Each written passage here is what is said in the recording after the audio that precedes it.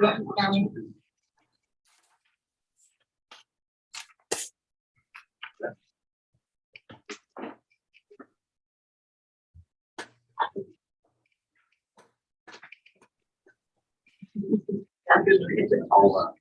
we are live. Okay, we're live, and I guess the answer to my first question. We do have a quorum. Yes. Yes. Okay.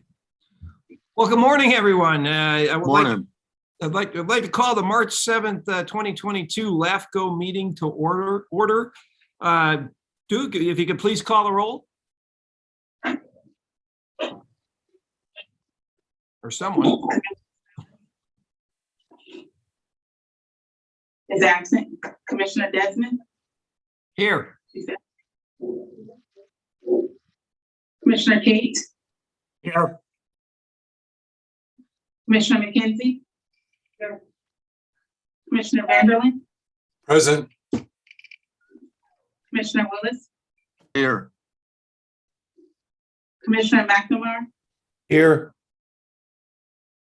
Commissioner Anderson? Commissioner Anderson? Is absent. Alternate Commissioner Becker? Present. Alternate Commissioner Vargas? Is absent. Alternate Commissioner Von Wilpert? Is absent. Alternate Commissioner Drake? Here. Alternate Commissioner Mathis? Present. Is Commissioner Salas available? She is absent. So we have alternate Commissioner Becker will vote in place of Commissioner Salas, who is absent. There is a quorum. All right. Well, great. Well, thank you. Everybody, would you please join me in the Pledge of Allegiance?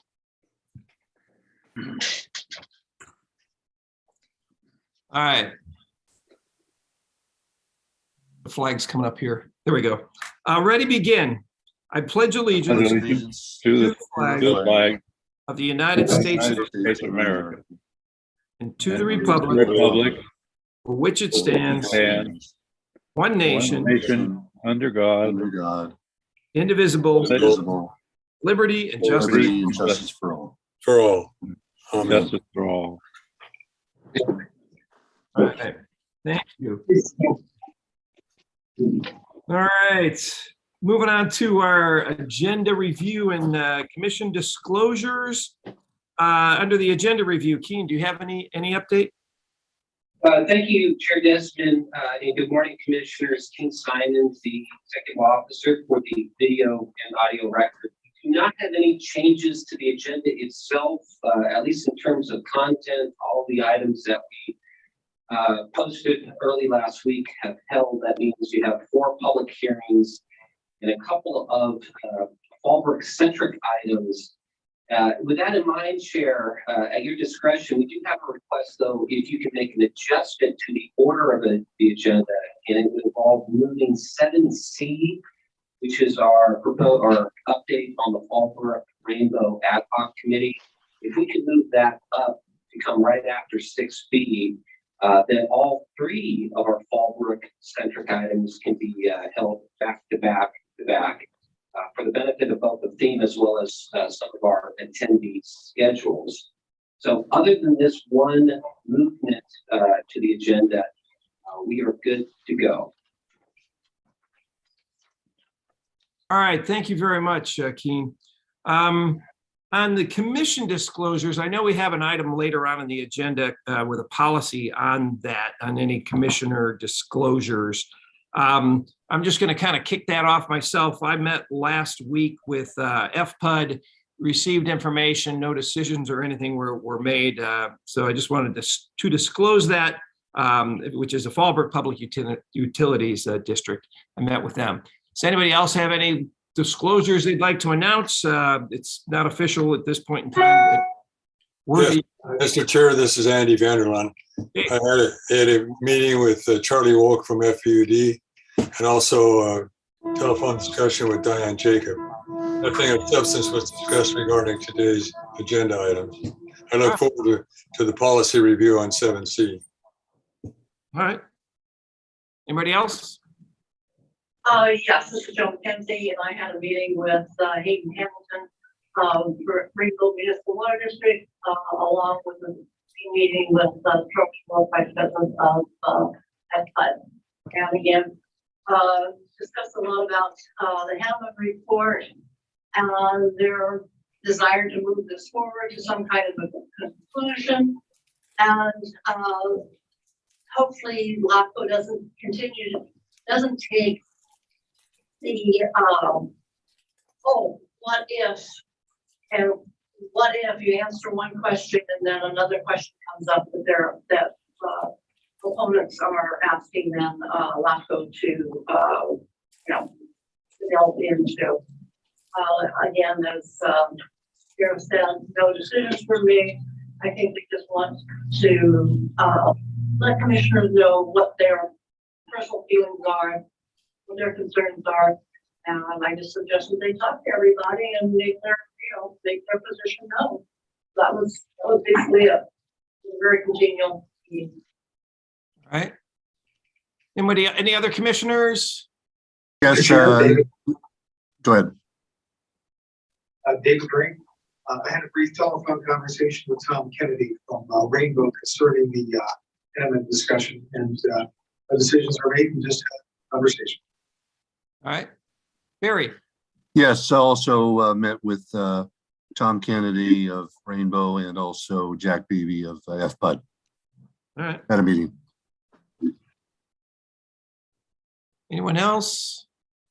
I have a hunch this is going to be for the next several months, going to be a kind of protocol with these types of disclosures, but it's good to hear that people are getting out and getting information. So with that, we're going to move into public comments. Do we have anybody public comments or that are for not on today's agenda? Do we have any public comments or anybody online or waiting to call in right now?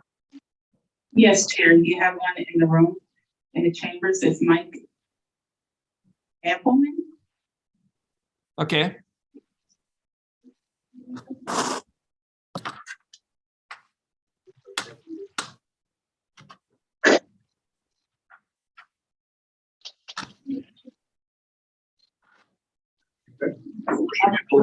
Yeah. Good morning, commissioners and chair. I was. Go ahead. I was coming to LAFCO today because I'd like to ask LAFCO to consider accelerating a review, maybe an MSR for the community service district in Cumbah. A number of issues that we've come across as we've been working down there relating to its community service district, particularly the water district, board selection, board members. There's been just a continuous set of issues that keep coming up. So from a government standpoint, I'd like to make a request.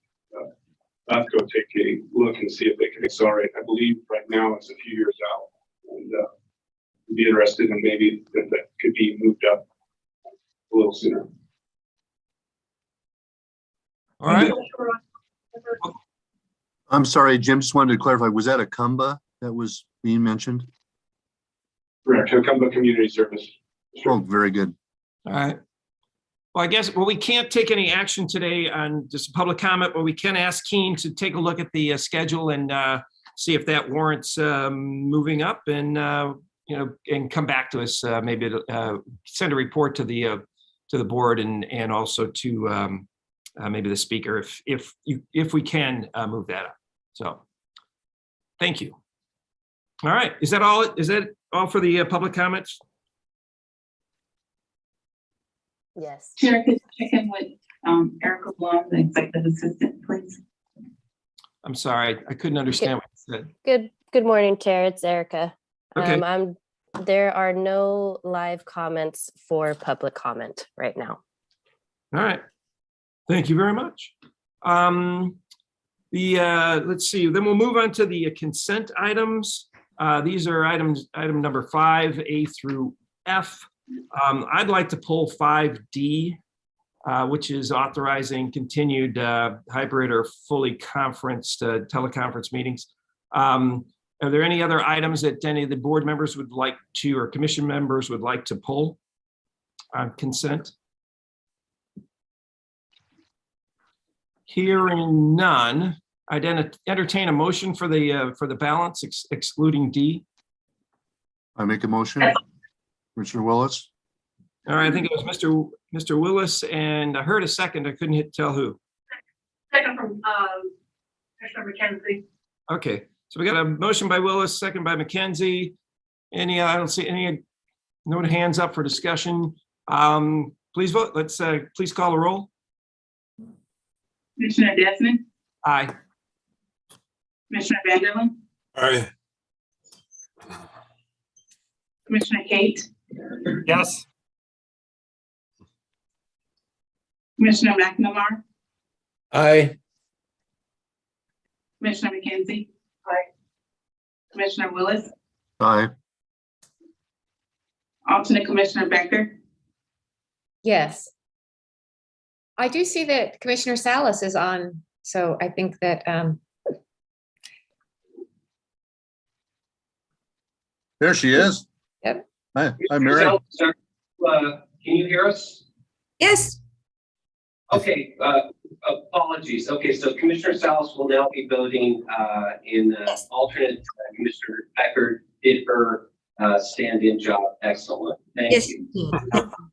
That was a nice strong aye. Ditto. Commissioner Anderson is absent. So those 7 in favor with 1 absent. The motion passes. All right. Consent. All right, thank you.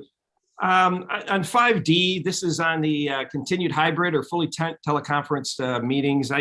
Just me personally, I don't think we're still in the public health emergency, and I think even these hybrid meetings are very beneficial in certain ways. I don't think we need to continue to do the hybrids. So I'm not going to be voting in favor of this item. I don't look forward to driving down to the CAC, but I look forward to seeing people in person and having our meetings in person again. So I'm not going to be in support of D. If anyone else wants to support it and make a motion, that's fine. Or if there's any other discussion on D.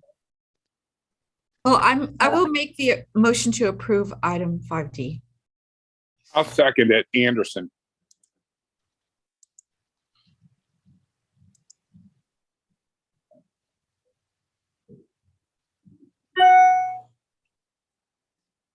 Okay, Mary, you cut out on, did you say you made a motion to? A motion to approve 5D. Okay, is there a second? Joel Anderson. Commissioner Anderson has seconded the motion by Salas to approve 5D as presented. Okay. Is there any other discussion? No. All right. Roll call. I'm sorry. Wait.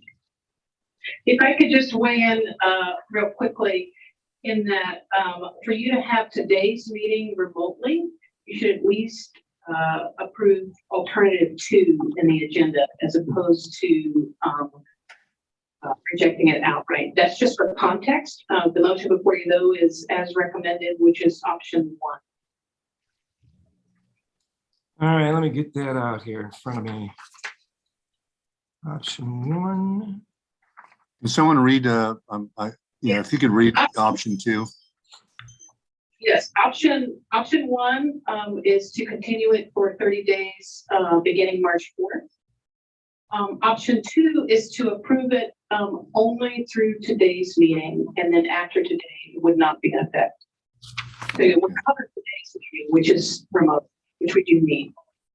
I see. Okay, so if this got voted down, we couldn't continue the meeting today, is what you're saying. So recommendation number 1 is approve it as we continue with the hybrids.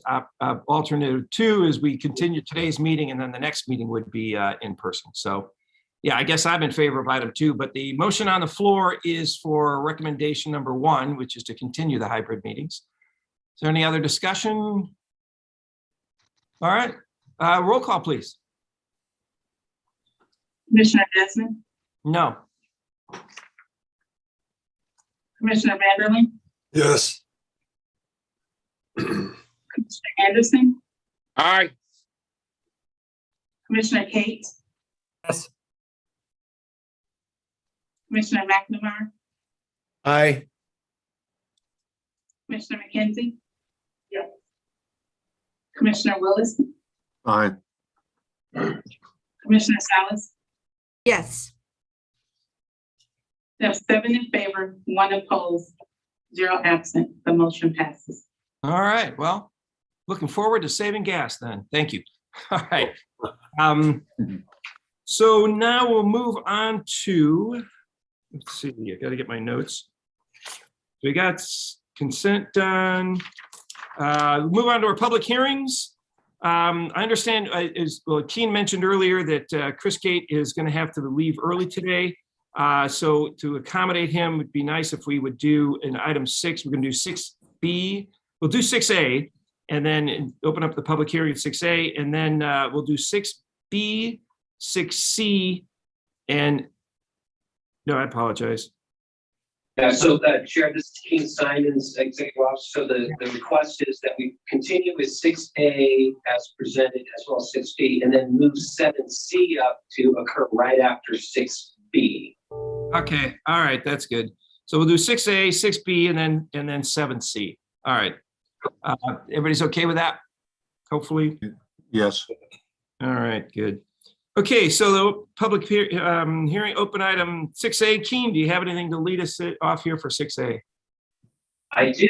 Thank you, Chair. So this item, as the Commissioner will recall, has been continued from your February meeting, and it involves an open hearing for the Commission to take up, once again, your scheduled municipal service review of the Fallbrook region, an item that has certainly been in the LAFCO queue for a while now. In fact, this is the 3rd straight meeting in which some form or fashion a report has been placed on the dais.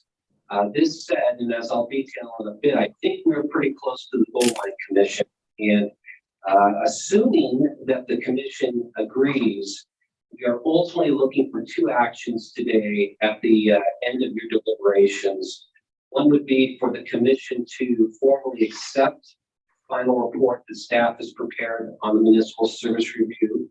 And in doing so, Commission, you are then attesting that the document has hit its mark. And then separately, to adopt the draft resolution that is in your packet that draws on the final report prepared by staff and making certain statements on all of the factors required under statute anytime the LAFCO prepares a service review. These 2 actions would not only complete the service review per your study schedule, but it would have 2 other immediate outcomes. One is it would allow you to proceed with your scheduled sphere updates for the affected agencies, which happens to be scheduled as 6B, the very next item. And that's part, of course, LAFCO's duty to update spheres now for all local agencies every 5 years. And then separately, but again, relatedly, the completed municipal service review then would be an informing document, not a determining document, and that's relevant as we talk a little bit more in a bit, but an informing document in assessing the merits of any jurisdictional changes that may be on the way over the next 5-year period in this Fallbrook region. And of course, we know that there are a few already in play. In fact, we're going to talk a little bit about 2 of them when we get to 7C. Now, the Commission received a relatively detailed presentation from Priscilla Allen at your last meeting on the final report in terms of our premises, as well as key conclusions, recommendations. You began to take testimony at that time, and you also began some deliberations. However, and at staff's adjusted request or recommendation, you purposely paused the hearing to today to allow the County Water Authority additional time to review the document, to put together their comments, and to vet those comments with the Fallbrook Ad Hoc Committee, which was meeting on February 17th. So jumping now to the here and present, the county water authority did not disappoint. They provided you a very detailed letter, which we received last week, and we transmitted on to the commission along with our own staff responses. That letter and our responses is also available online. You also received a couple of additional pieces of correspondence at the end of last week, one being a joint letter from Fallbrook and Rainbow, and then also a email from Marine Corps Camp Pendleton. Those letters did not generate responses from staff, given they are, for the most part, responses to the County Water Authority response to LAFCO. That all said, these are now items on the record. I do want to note, in reviewing the County Water Authority's letter, I certainly agree that there are a couple of items that they have identified that do merit some LAFCO attention as part and in conjunction with this municipal service review. These items are noted in our response memorandum and involve what exactly is Fallbrook and Rainbow's authority under LAFCO law to be in the business of groundwater management. And then separately, what are the agencies, Fallbrook and Rainbow, ability to coordinate and address interruptions within their potable water system?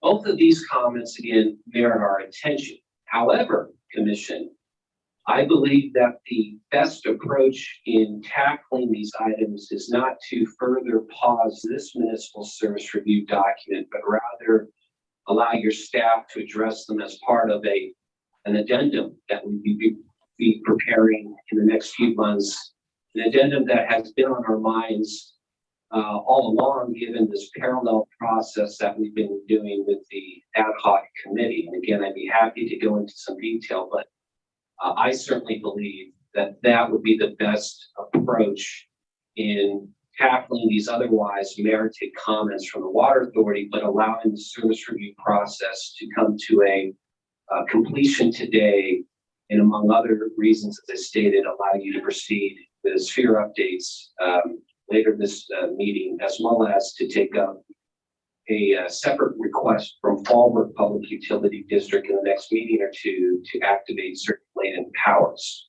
So, Chair Desmond, I believe I've gotten the commission up to date from your February meeting as you take this item back up.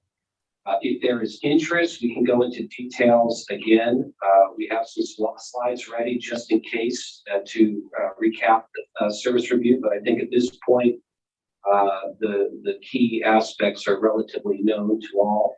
I know we have a number of speakers, Chair Desmond, both in room 302, but also on telephone or in video conference. So at your direction, we can ask Tammy Luckett to bring up those speakers in concert with Erica Blum when you see fit. So with that, again, staff is ready to address questions. Ultimately, we're asking for a motion on what we identify in your staff report as alternative action 1. Thank you so much.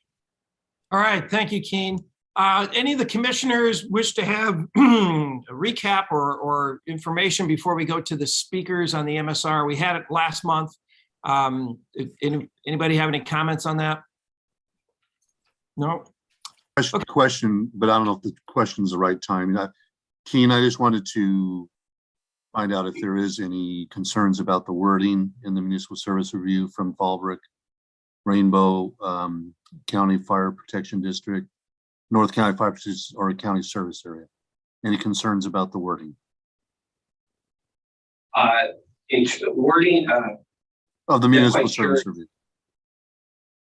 Certainly no worries on our end.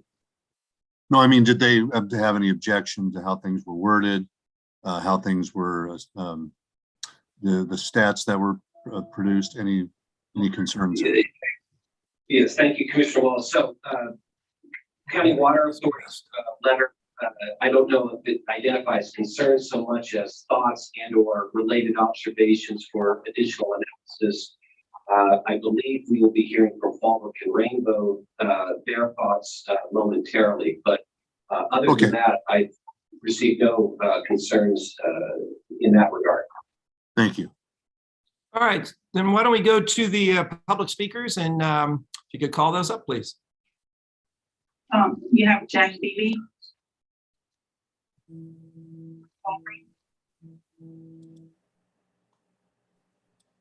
I actually am hoping not to have to speak today, so I think there's others. But if you have questions specifically for me, I'm here.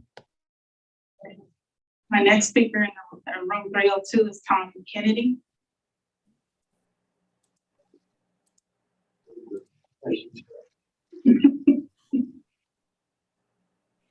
Good morning, everyone. It's great to see those of you in person. This is my first time here in 2 years in this room, so it's been a long time. I'm here to support the staff recommendation for the municipal service review, and wanted to thank Priscilla, as well as Linda and Robert, I believe, worked on this. This one's been going on for a while. And I support Keen's thoughts on moving forward if there needs to be an addendum to address some of the ancillary issues that have been raised by our friends in Mars, but I'm not sure what my friend Claire is going to have to say later, but I'm sure she'll have some things to add. But, you know, it's been a long process to get where we are, and we appreciate support to work. In reference to the question from the Commissioner Willis, you know, the manner in which some of the financial numbers were presented in the interpretation of financial documents, while it's nothing that is needs correcting, we do think that there's ways that the different community of special districts can help LAFCO staff in future municipal service reviews to get a different type of representation or interpretation of numbers. This was discussed at the Special Districts Advisory Committee to have different members of other special districts assist LAFCO staff when they're interpreting what are sometimes complicated financial reports. But I think the key thing, at least for Rainbow, in the MSR is that the area where we are, which we're primarily agricultural, has been under a great deal of stress agriculturally, and I think that's clearly evident to anyone who drives around there. I know our friends at the Water Authority have a different opinion on how agriculture is going, but I invite anyone who wants to come up and see some dead groves to drive it up, and I'll take you on a tour. It's definitely a major factor in our decision to move forward with the other reorganization application we have on file. We look forward to moving through the MSR process, and in short order, moving on to consideration of our reorganization applications. Thank you. So Tom, just clarification, Tom, your concern is not so much with the wording, but just something that maybe how the process is done. Is that what I understand? Yeah, within the financial reports, you know, if you just take a look at the bottom line of an operating expense and a revenue line item, when depreciation expense, which isn't a cash expense, is included to show a negative operating outcome, it's not really a negative operating outcome. It does on you know, the books for a CPA's version, but from a cash basis, is the entity functioning properly? Yes. But do you sometimes show being in the red from an operating expense category with depreciation? And I know that I think that Fort County Fire, there was some one-time write-downs of other liabilities that in one given fiscal year, a board might show a net negative, including depreciation, but it doesn't mean that that wasn't a conscious effort by the board to pay down some of the liability during that one fiscal year. So there's just some nuances to it that we wanted to offer the community of special districts, want to offer to LAFCO staff to provide assistance in the interpretation of some more detailed financial reports. Okay, thank you, Tom. Here, my next speaker in the room is Claire Collins with County Water Authority.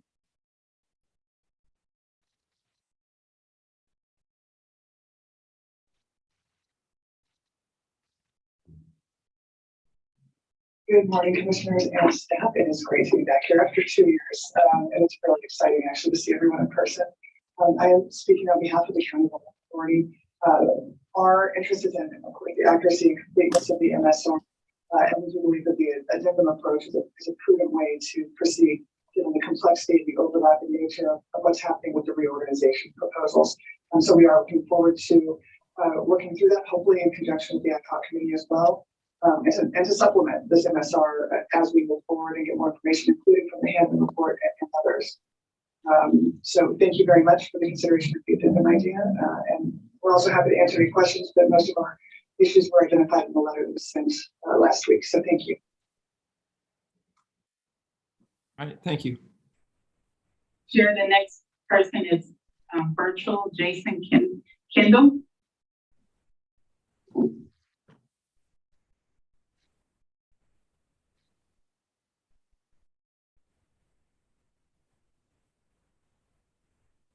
Can you hear me? Can you all hear me? Yes, we can hear you. Yes. Okay, sorry. I had the mute on there. Sorry about that, but here I am. So thank you guys. My name is Jason Kendall. I'm an owner of Kendall Farms in Fallbrook, California. We've been in business since '87. We grow flowers from sunflowers, proteas to wax flower on about 350 acres out of 500 acres. We used to grow avocados as well, but the high water costs had to put an end to that. I would like to urge your support for this item. It's very important for our community, especially as farmers. As some of you know, the Rainbow and Fallbrook water districts are rightfully seeking to change water suppliers from the San Diego County Water Authority to the Eastern Municipal Water District. The Water Authority's skyrocketing water costs has devastated our agriculture economy. Sadly, as we've had to slash all of our avocado production. We are looking to expand our flowers, but water is our limiting factor with the rising costs. Not only has water costs ballooned over the past decade or so, there's no end in sight. The Water Authority expects to raise water costs another 50% over the next 5 years. Not surprisingly, the Water Authority doesn't want us to leave, and they're fighting this. Their latest efforts is to delay the approval of the MSR because they know that they will hold up the process. It's been nearly 2 years since Rainbow and Fallbrook submitted their applications to change the water suppliers. We have a legal right to choose who we buy our water from, and that's not fair for the Water Authority to use this today to throw up more roadblocks. I ask you to move forward today with this approval of this item so we can continue down the path of changing water suppliers and saving San Diego County's very important agricultural economy. Thanks for listening today. All right, thanks, Jason. You're welcome. Chair, my next speaker is on virtual Jennifer Jeffries. Okay. Good morning, commissioners and LAFCO staff. My name is Jennifer Jeffries, and I've lived in Fallbrook since 1988. I was born in, stayed in, and lived in North County all my life, lo these 71 years. I want to thank the LAFCO staff for preparing an extensive, detailed, and complete MSR for Fallbrook Public Utility District, Rainbow Municipal Water District, North County Fire Protection District, and CSEA 81.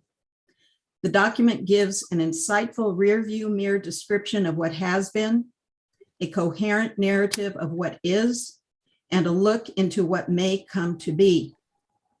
Based on the report, and knowing that an addendum will be added, I urge you to vote aye on the resolution before you. Your aye vote will pave the way for the communities affected to move into the future with plans that will serve the future needs of the residents in those communities. Thank you for your good work, and I look forward to the discussion. Thanks, Jennifer. Chair, could you check in with the Executive Assistant, Erica Blum? Sure. Erica, what do you got? Good morning, Chair. We have Roy Musa for item 6A. Okay. Morning. My name is Roy Musa. I'm the president of the Fallbrook Village Association and an elected member of the Fallbrook Community Planning Group. I am a resident, have been a resident of Fallbrook since 1994, and I'm speaking to you today as a private citizen. I urge the support of the Municipal Service Review, which will allow Fallbrook to maintain its agricultural heritage, as well as allow us to move forward with our community benefit program. This program initiates parks, public area landscaping, historical tourist attractions, downtown beautification, and community special events. I strongly request and ask that you support your staff's recommendation and approve the MSR. Thank you. All right. And I do have an email comment that I received, but is there anyone else for item 6A on Zoom? Oh, let's see. Dave Baxter. Hi, Erica. Thank you very much. And hey, good morning, everybody. Thank you, commissioners. Thank you, LAFCO staff. Boy, I come to you guys this morning in an elected capacity as president of FPUD, where I get to serve our community this year in that role, and very grateful for the opportunity to do so. But also as a Protea farmer. I'd like to say we farm 350 acres like Jason does, but I don't have near the water bills that he has. So, but we are Protea farmers here. And guys, I really don't want to reiterate some of the fantastic points that folks in our community have already brought forth to you today. Just want to bring up something, and first of all, say thank you for the efforts that you guys have all put into this. It's very important, as you have heard, in our community to have this MSR approved, and we certainly support the staff's recommendation to do so. In a meeting actually that we had last week with Jim to talk about detachment and some other things, one of the things that we brought up that hasn't come up yet, and then I'll just quickly close, is there are, I don't know the exact number, but more than 170 nonprofit organizations functioning in Fallbrook. I don't know why we have such a big number. That seems to be grossly inefficient, but these guys are effective and they're working very, very hard to keep the community as we would all expect it to be as San Diegans. We can do better. And we all know in our nonprofits, it's very hard to get new volunteers to come in, and our volunteer staffs are dwindling and people are getting tired. So something like a community benefits program is vital to Fallbrook. I mentioned to Jim specifically, as you drive out of town, look around, you'll see more graffiti than we have seen in the decade that we've been here in the community. And it's very, very true. I mean, we can just see that the community program is something that is very vital to all of us. So really not to rehash any other thoughts or comments that folks have provided this morning, but again, to thank you and do encourage that you guys approve and vote yes on staff's recommendation. Thank you guys for the opportunity. Thanks, Dave. And I Chair. have, Oh, sorry. Go ahead. Excuse me, Erica. you want me to go, Tammy? I Yes, just please. had, okay, I had one email comment for item 6A. If you would like me to read that into the record. Sure. Okay. This is from Leila McDonald, the CEO of Fallbrook Chamber of Commerce. She says, I have lived in Fallbrook for over 50 years and served as CEO of the Fallbrook Chamber for 8. I would like to urge your support of approving this item. Is very important to our communities. Approval of the MSR will allow Fallbrook to move forward with a much needed community benefit program, which will result in a variety of public benefit projects that could include enhancements to parks and playgrounds, new hiking trails, trees, and downtown improvements. Several nonprofits and community leaders raised money for this application that was sent well over 2 years ago. Even with COVID, this is much too long to sit on this. I'm not clear as to why approval of this item is being held up when it will greatly help our community. I ask that you please support staff's recommendation and approve this item without further delay. Thank you for your time and consideration. So ends her comment. Erica, who was that again, please? That was from Leila McDonald. She's the CEO of Fallbrook Chamber of Commerce. I'll forward this email to the commission and we could post it online after the meeting. All right. So is that all of our public speakers and public comments on this on 6A? Chair, I have one more speaker left, and it's Charles.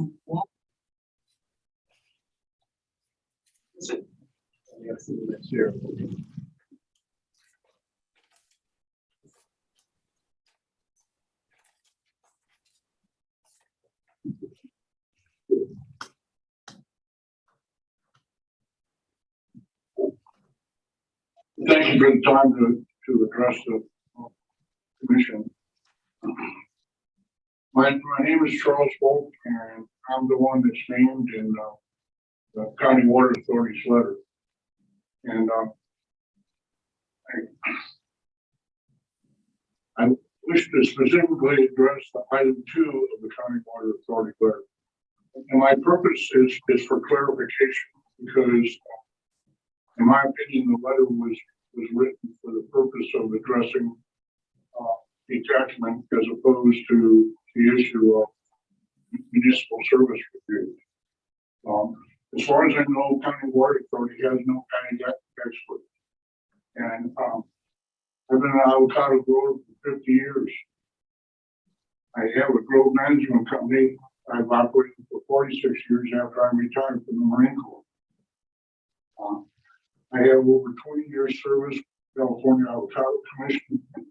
And as chairman of the commission, I was the lead to get the federal legislation to establish the House Avocado. And the clarification I want to address is that the staff work by LAFCO on the situation of agriculture in North County, specifically in the Fallbrook area. I believe is pretty accurate. You can be nitpicking about little things, but the County Water Authority letter challenges the fact that growing avocados in the area is unstable for local growers. And that's true.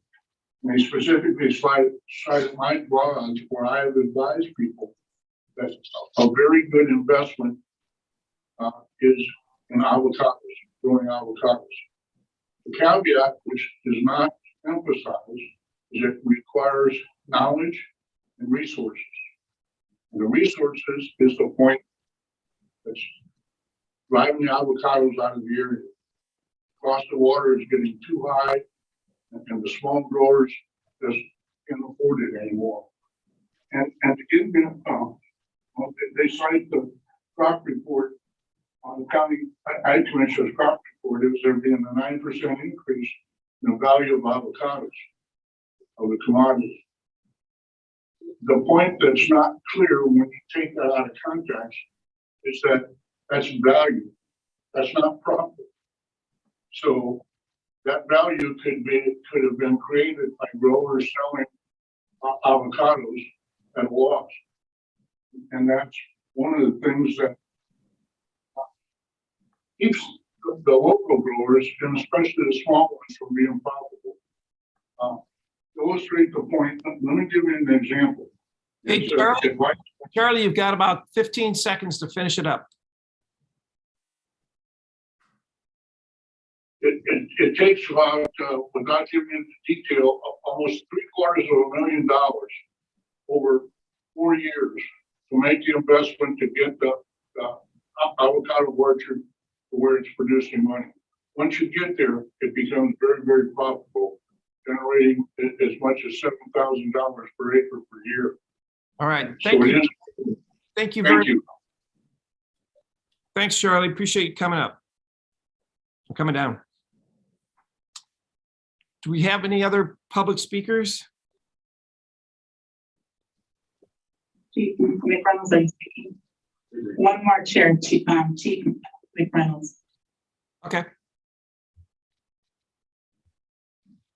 Good morning, Chair and Commission. Chief McReynolds with the North County Fire Protection District. Once again, I just wanted to stop in and thank Dean, Priscilla, and the entire staff of LAFCO for the fantastic work that was done on this MSR report. We certainly do support the Commission adopting this final MSR for the Fallbrook region. We're in the process of implementing a number of the recommendations that were made by staff in the report, and moving forward with any of the other upcoming projects, including the study of the special service area. If there are anything that our staff or our agency can do to support that study, please reach out and let us know. But again, thank you so much. Appreciate Priscilla coming up to our board meeting a couple weeks ago and presenting the findings of the MSR to our board. And thank you again to Keen and the Commission. That's the end, Chair.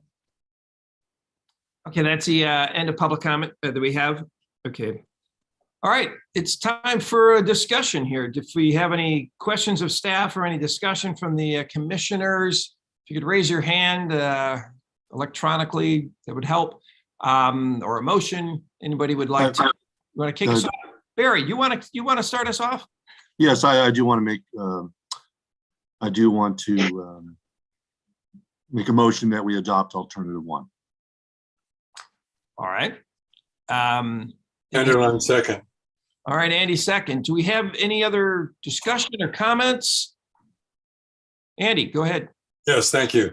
I too want to compliment the staff, Priscilla and the company have done a great job on that report. Anyone who read it who started out knowing nothing about avocado business or North County or MSRs or even special districts for that matter would be enlightened by reading that report.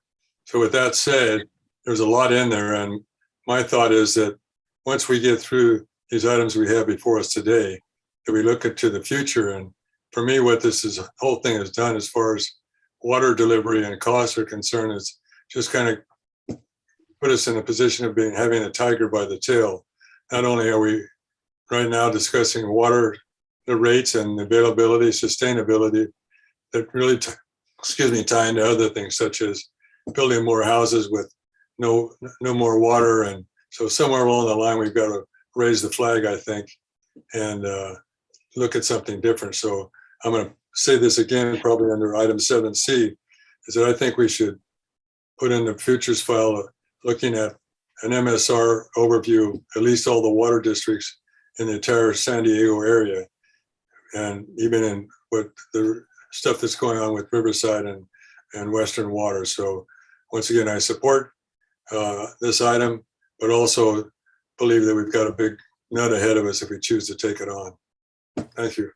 All right, thanks. I can't see anybody at the meeting room there at the CAC. It's a little thumbnail picture on my screen, so I don't know if anybody has their hand up or wants to speak from the meeting room. Nope. Okay. I just want to also say, thank you very much to staff for putting this MSR together. It took a lot of time and effort. And it is alarming, that the Fallbrook lost about 20% of their avocado groves, primarily due to the cost of water. And I believe, we need to do everything we can to help our farmers. It's a $2 billion a year industry in San Diego County. And, we've got to pay close attention to, how things are affecting them as well. So I think we have a good final MSR before us today. And all the commenters, we'd like to thank you all for speaking on this on behalf. We do have a motion and a second. I don't see any other hands up. So if we could have a roll call vote, please. Commissioner Willis? Willis, did you say? Yes. Yes, aye, yes. Commissioner Salas? Yes. Commissioner Kennedy? Aye. Commissioner McNamara? Aye. Commissioner Cates? Yes. Commissioner Anderson? Aye. Commissioner Vanderland? Yes. Commissioner Desmond? Yes. We have 8 in favor, 0 opposed, 0 absent. The motion passes. All right. Thanks for everybody's input on this. And we're going to move forward on to item 6B. This is going to be about the proposed sphere of influence updates for the Fallbrook region, Rainbow region, FPUD, Rainbow, and the North County Fire Protection District and County Service Area 81. Keen, do you want to kick us off, please? I will kick us off and I will cover the item. I'll two-fer this. So on behalf of Priscilla Allen, what you have before you is this continued sphere of influence update process for the 4 agencies that are directly under your oversight in the Fallbrook region, Fallbrook Public Utility District, Rainbow Municipal Water District, County Service Area 81, which is its parks function for the area, as well as North County Fire Protection District. If you can go ahead and just show the slide that has the existing spheres of these 4 agencies.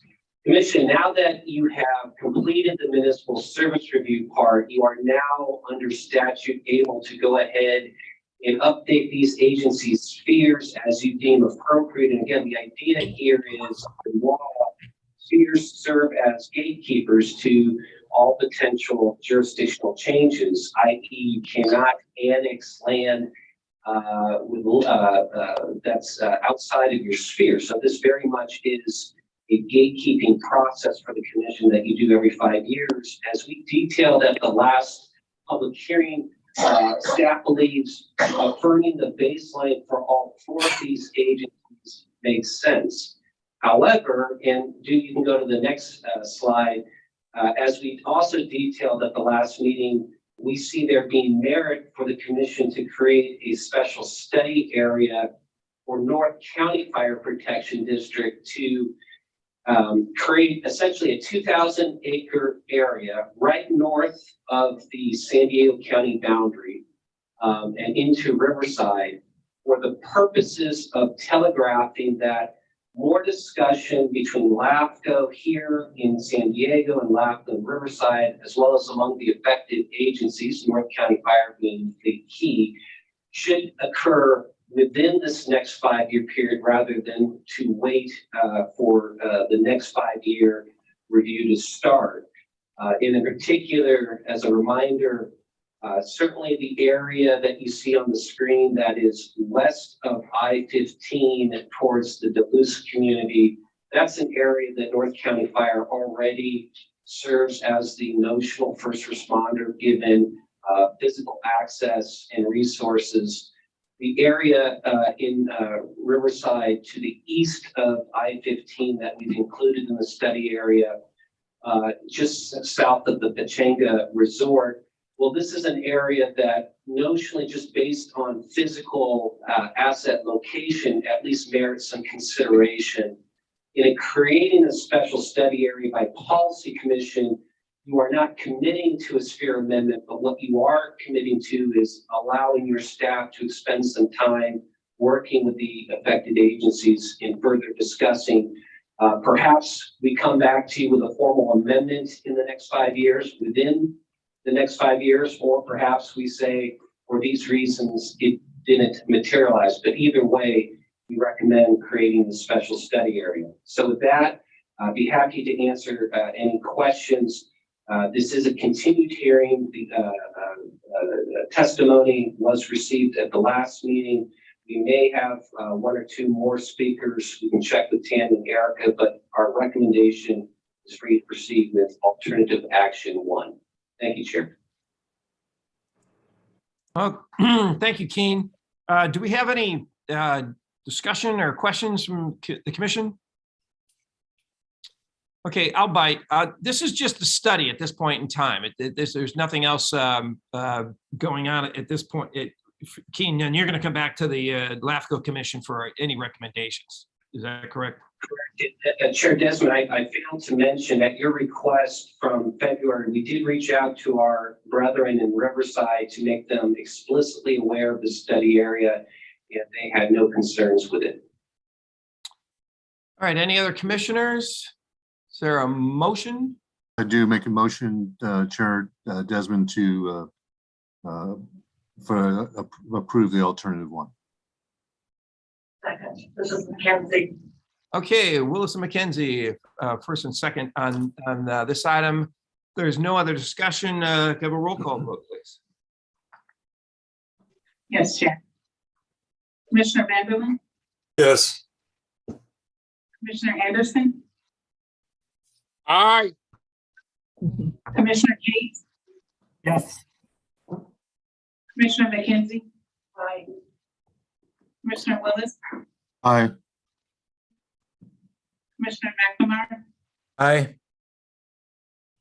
Commissioner Desmond, Aye. Commissioner Salas, Yes. 8 in favor, 0 opposed, 0 absent. The motion passes. All right, thank you very much. We're going to move now on to 7C. This is the update of the Ad hoc Advisory Committee for the Fallbrook Public Utility District and the Rainbow Municipal Water District, their reorganization proposals. This is an information item only. We are not going to be taking any action today. just receiving the information and moving on. So no actions required. So Keen, if you want to take us on, lead us down the path on this one too. Thank you, Chair Desmond. So as the commissioners will recall, for the last year or so, at the end of these commission meetings during the EO report, I've been providing some tidbits on the activities of the Fallbrook Rainbow Ad Hoc Committee, a committee that you created back, I believe, in June, or at least summer of 2020, to assist staff in the administrative reviews of these two otherwise kind of layered in complex proposals that separately but jointly ask for the commission's approval to detach from the water authority and to annex to Eastern Municipal Water District in Riverside County. Today, I thought we'd up the ante a bit and provide a formal update on the work of the ad hoc committee given. We find ourselves at a bit of an inflection point. As Adam Wilson will detail, the committee has recently completed a rather significant task and is now pivoting forward in contemplating some additional work in service to the commission. So with that preamble, what I'd like to do is ask Adam Wilson, who's been essentially our point person and moderator for the ad hoc since its inception, to offer the commission some broad strokes as to what the committee's been working on and where it may be going. As Chair Desmond, you mentioned, this is information, but certainly an opportunity for commissioners to ask questions of staff, to offer up some broad comments specific to the ad hoc committee.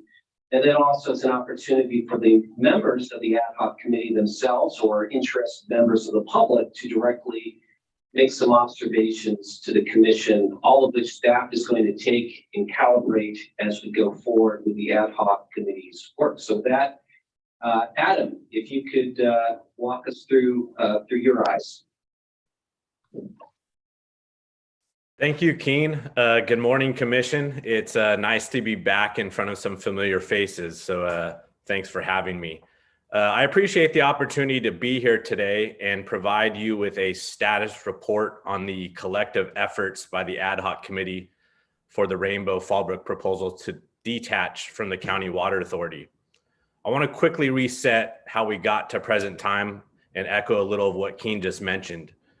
In June 2020, this commission created an ad hoc committee to assist LAFCO in the administrative review and analysis for the Rainbow Fallbrook application.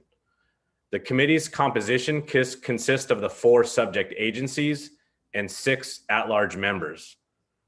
I was brought on as moderator to the ad hoc committee in January 2021, and the committee to date has met nearly a dozen times. Today's update is appropriately timed as the committee has recently received and accepted a final report from water economist Dr. Michael Hanneman. Dr. Hanneman's report was cultivated by the ad hoc committee's direction to hire an independent expert that would analyze the merits and demerits to the proposals.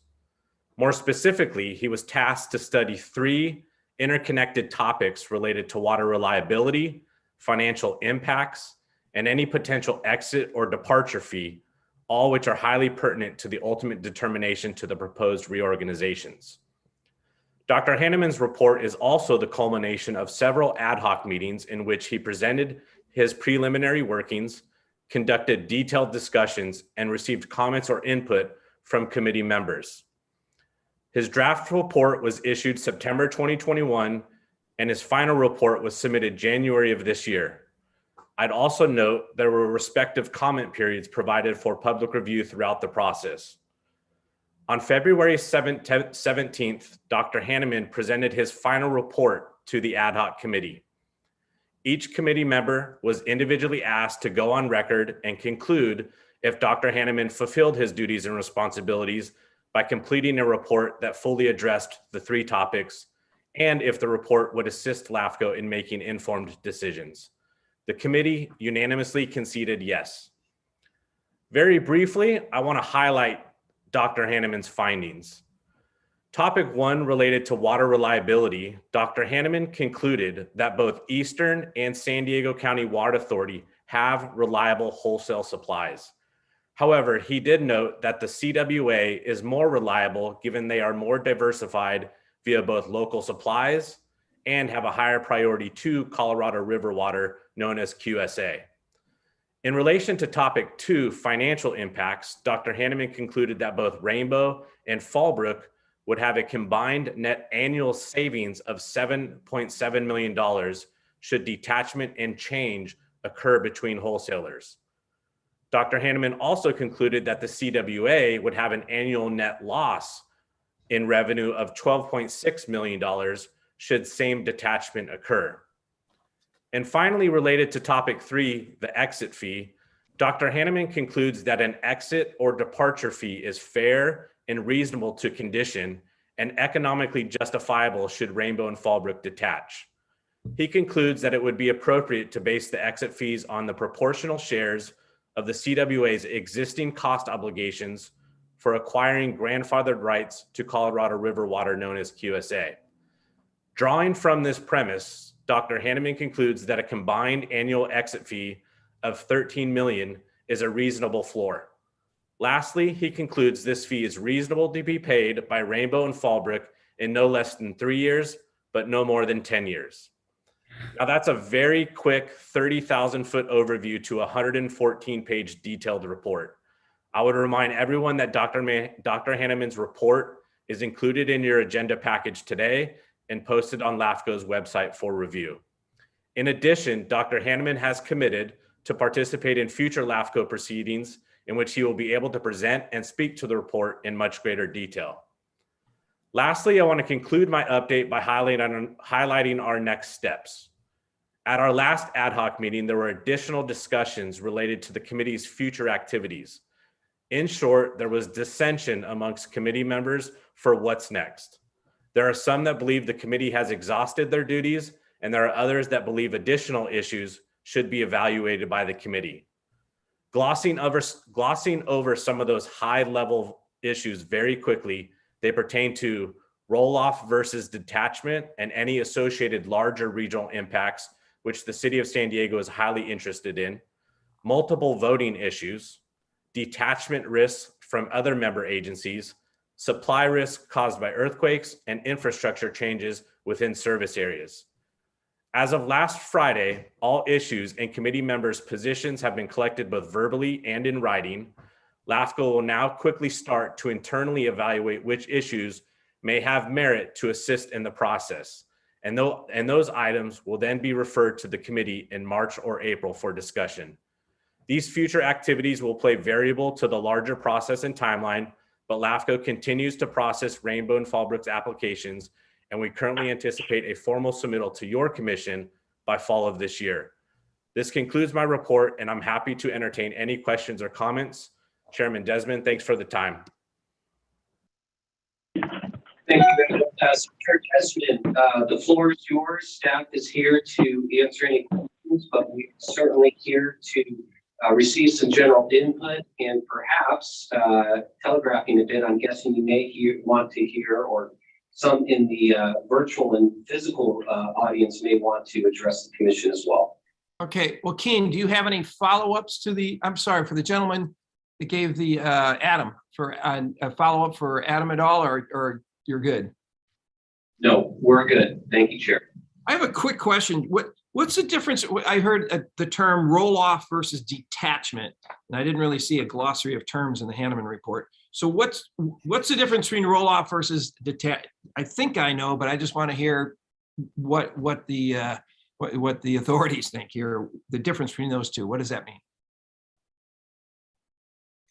I'll go ahead and Adam, you correct me if I misstated. A detachment is the legal separation in which you are ending all funding ties and legal associations between A and B. A roll-off is still a part of, in this case, the water authority, but based on how water sales are billed and charged to member agencies, it's based on a formula of usage. So if your usage either goes, well, in this case, a roll off, if your usage goes down, you essentially over time are going to see the difference in the water sale bill that you get from the water authority.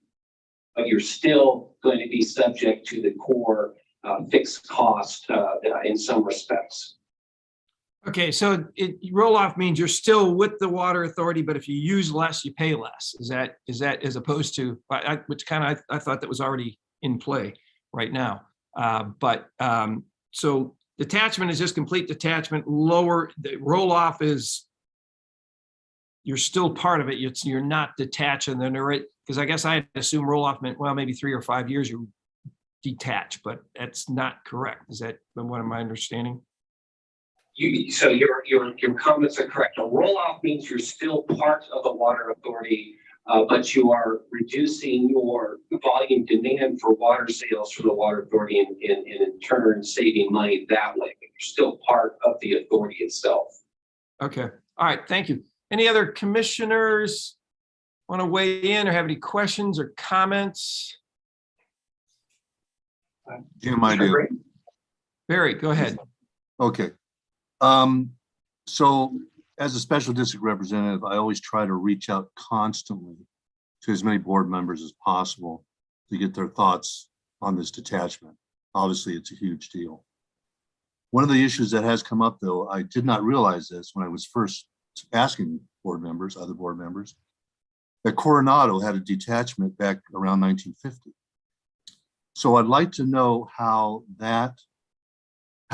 is that in a way a precedent to what we're having to go on to now? So I'd like to ask the staff keen to see how that Coronado detachment was settled, and does it have applicability to our situation?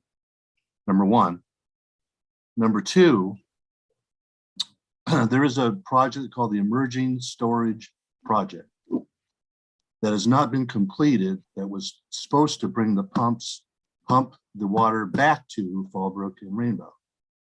It's 35 to 40, as I understand it, it's 35 to 40 million to finish that project.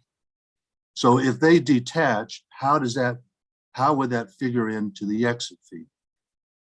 So I'd like the staff to research that also. Those are two things that I have high concerns about. So do you want staff to come back with those at a later date? Yes, I would. Yeah, because I don't think they have that, unless you have that off the top of your head. I do not. Thank you, Chair. Okay. Anyone else? Yes, Commissioner, I can see you. It's Steve Drake. Thanks. I'm going to comment about page 103, the Hanneman report. In the middle of it, it asks the question, what is problematic about the SDCWA's governance model? Several paragraphs go on to describe the disconnection between the water authority's action, the obligations that may or may not be on the member agency of the water authority. In fact, there are statements in their debt agreement that say neither the payment of principal or interest of the bonds is obligated to the agencies. That's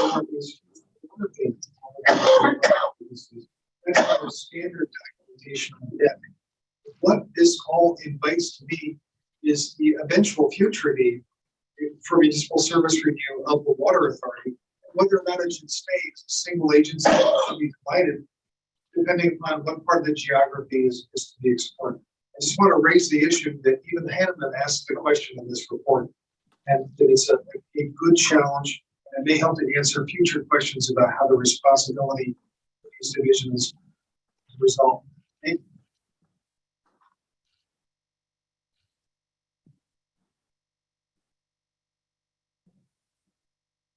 you. I don't know. Are we waiting for someone to answer that? We're waiting for wisdom. Okay. Well, Chair Desmond, this is King Simons, Executive Officer. So Commissioner Drake's comment is well taken about, Dr. Hammond's report is aimed at this question of detachment that Fallbrook and Rainbow have raised. I agree that there are other indirect items that Dr. Hammond's report raises that the commission may want to follow up on Commissioner Vanderlyn made a comment earlier as part of another item when we titled the service review that is somewhat similar, which is, does LAFCO have a more global or holistic interest in looking at the world of water? I think that's a fair comment. I would leave it at that. I will say we do have a service review scheduled on the county water authority, albeit it's not for another 4 years. But as we go through this process, and we certainly go through the work plan process every year, perhaps more discussion and focus could be applied, again, if that's the majority of the commission's interest. Thank you. Hey, I would like to ask that whoever's coughing, I hope you get better, but if you could mute your mic, that would be helpful. Thank you. Well, I got a question. I don't see any other hands up. So, I think it's great, and I want to thank everybody that served on the ad hoc committee. And I know it took a lot of time and effort and angst, and for Adam doing the facilitating that. But now we have our own numbers. We have our numbers from an expert that we hired, and everybody else agreed that Dr. Hanneman was the expert. So I think we've reached an important milestone here with this and with the report. And but one of the things that I keep hearing is, well, if there's a detachment, then rest of the San Diego County ratepayers are picking up a bill. And I don't know what that number is. And I've heard from different, depending on who you're talking to, how much that's going to be, or what that potentially could be for ratepayers in San Diego County. So I would like whatever scenario or whatever is brought forward to the commission, that maybe even ahead of time, I don't know if we can get a handle on what the numbers would be. So is it going to be several dollars or several tens of dollars on people's bills if this detachment occurs, or if there's I guess it depends on the scenario of whatever, if there's a detachment, then what it looks like. But I think I need some clarity on that. And I think that would be helpful to the commissioners as well, as to if we can get some clarity on what that number might be that the ratepayers of San Diego County would be picking up. And I think this should have been clearer in the water authorities detachment procedures in their own handbook, or their own whatever if their rules and regulations. That would have been nice to have. But anyway, I'd like that clarification, Keen, moving forward. I know it's a moving target, but that would be helpful. Received. Thank you. Any other hands? Oh, there's Commissioner Kate. Thank you, Mr. Chair. Appreciate the presentation and the work by the ad hoc committee as well too. A question for Keen and staff. It was mentioned in Mr. Wilson's presentation about bringing forth, I believe, a final proposal or some recommendations. I can't recall his terminology, but I believe you mentioned the fall time frame. Based on where we stand today, can you give an updated timeline of what we can expect?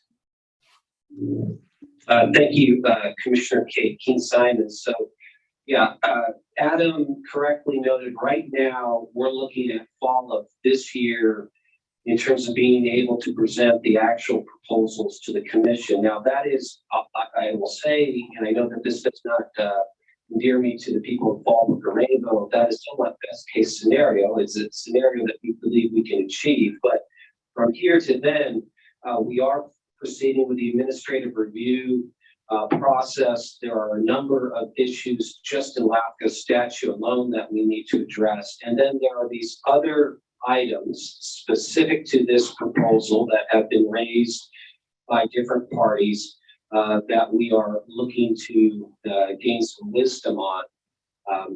One in particular that I will share for the benefit of managing expectations.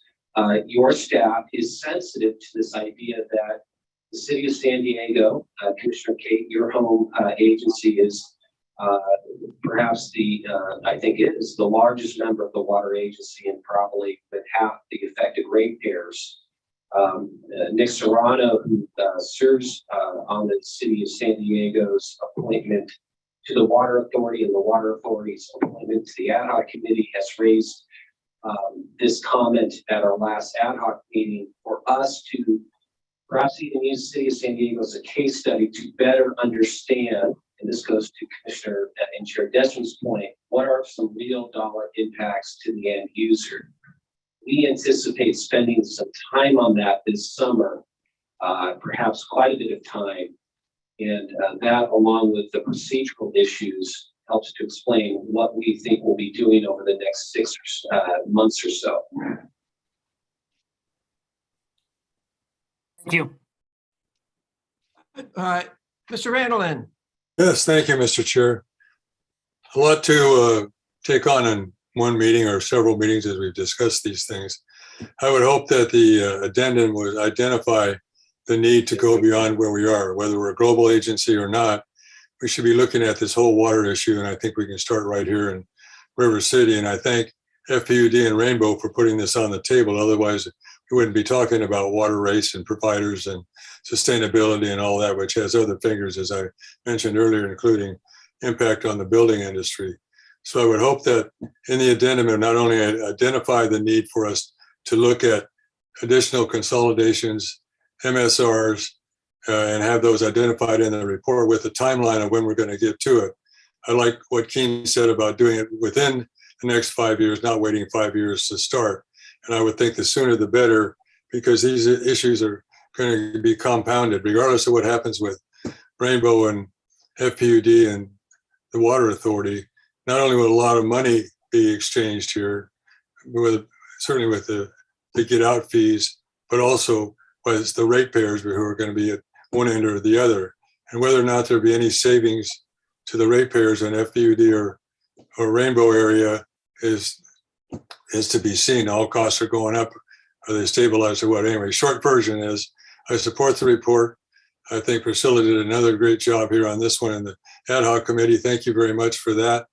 And Hanneman's report, even though it's difficult to read, is very substantial and paints a picture that we probably wouldn't have seen without it. So combining all that, from my perspective, we're not done. We need to identify where we go from here. Thank you.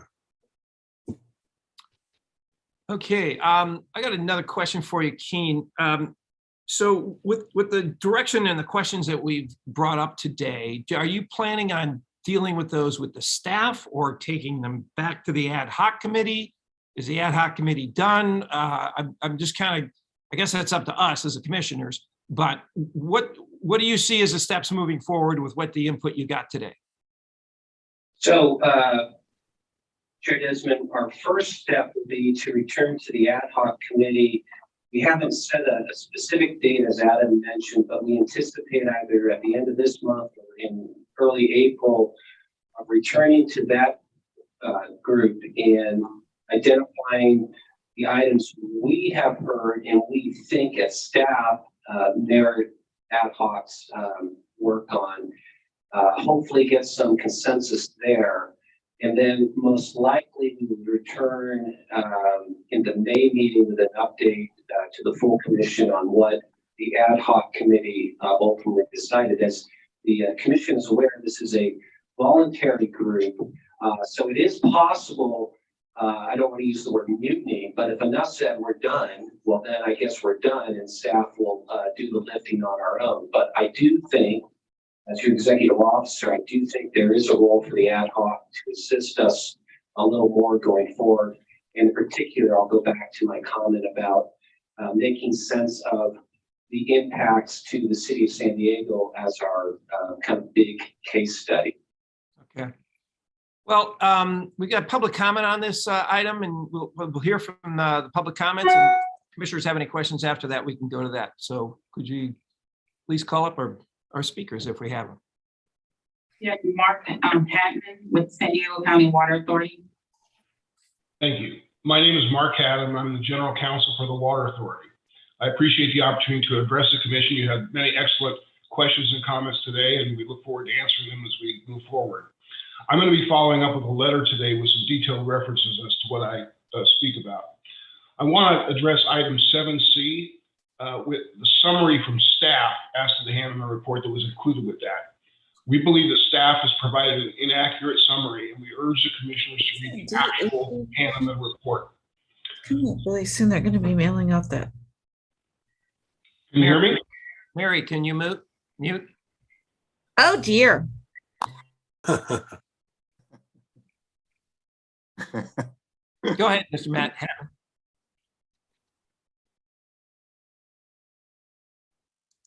Okay, they muted me, so I'll go back. In the staff summary, can you hear me now? Yes. Okay. In the staff summary, it says that Dr. Hanneman found that Met has a reliable water supply and that, quote, he doesn't find the reliability differences between the two, Water Authority and Met, are substantive relative to industry standards. Both, end quote, both of those statements are direct contradictions of the actual Hanneman report. First, Dr. Hanneman finds that if Rainbow and Fallbrook move to Eastern, they will only be getting Met water, not Eastern zone supplies. Dr. Hanneman states that both of Met's sources of water have supply reliability issues. He concludes that the Water Authority's Colorado River supply is more reliable. Does this matter? Yes. Dr. Hanneman states, quote, it is not clear that Met yet has the practical capacity to sustain more severe and prolonged drought, especially on the Colorado River, end quote. He states that Eastern's claimed ability to provide Met water to Rainbow and Fallbrook is, quote, unrealistic, end quote. He concludes that Rainbow and Fallbrook are taking a, quote, gamble, end quote, on supply reliability if they switch, and that their price to get water may be higher than they expect because of that gamble. There's absolutely nothing in the Hanneman report that says these important differences in supply reliability are not substantive relative to industry standards, as asserted by the staff summary. You will search the report in vain for any such conclusion. Dr. Hanneman concludes that Met is just now starting major water supply investments, which will raise its rates. He states the trend is for the average cost of Met water to grow faster than that of the Water Authority, and, quote, that would tend to narrow the differential between the Water Authority's all-in rate and Met's all-in rate, end quote. Our finance department projections are that over the next 16 years, Met's rates will increase at a rate of 7.2% to 9.6% per year, while the Water Authority's rates are expected to rise at a much lower 3.3 to 5.5% per year. This supports Dr. Hanneman's conclusions and will narrow the current gap, as shown in a chart coming in my letter today. As to any possible exit fee, the staff summary omitted Dr. Hanneman's important message to LAFCO. He said the issue for LAFCO is whether Rainbow and Fallbrook, quote, should be allowed to walk away scot-free, entirely unencumbered by any of the financial commitments that the Water Authority has assumed on behalf of its member agencies, end quote. We note in closing that LAFCO should never even get to the exit fee. The application should be denied for many reasons, including that they would directly dilute San Diego County's voting power at Metropolitan. Thank you for your time. Thank you, Mark.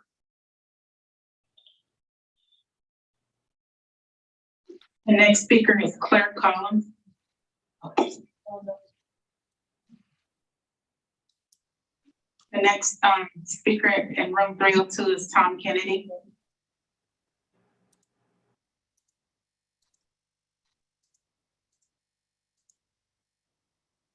Well, that's a tough act to follow Mark Adam.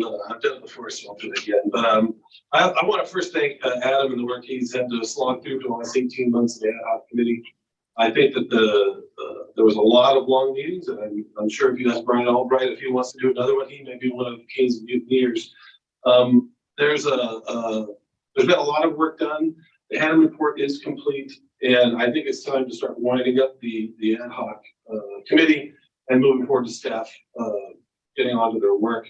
I know Commissioner Desmond had a question about roll-off and detachment. The County Water Authority has what they call fixed charges, but only one of the 4 fixed charges is actually fixed, and that's about 7% of their revenue per year. The other 3 fixed charges are depending on how much you buy, and they reduce after 3 and 5 years. So in essence, if you like the Pure Water Program in the City of San Diego in the next 10 years or so, they're going to drop 90,000 acre feet of demand off the Water Authority. That which is a huge amount for the Water Authority. After 5 years, they will no longer pay any of the fixed charges for that. Those charges will be reassessed to all the other member agencies, and all the other member agency costs will go up. And that is one of the reasons we started looking at detachment, because we can't afford it.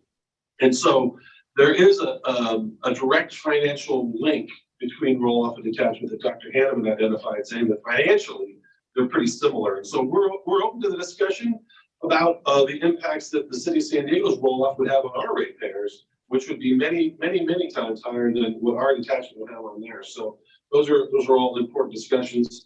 Mr. Haddam had a lot of comments there, but I think that when it comes down to the bottom line here is that within the County Water Authority Act, the guidelines for our detachment are laid out on how it's supposed to be handled financially.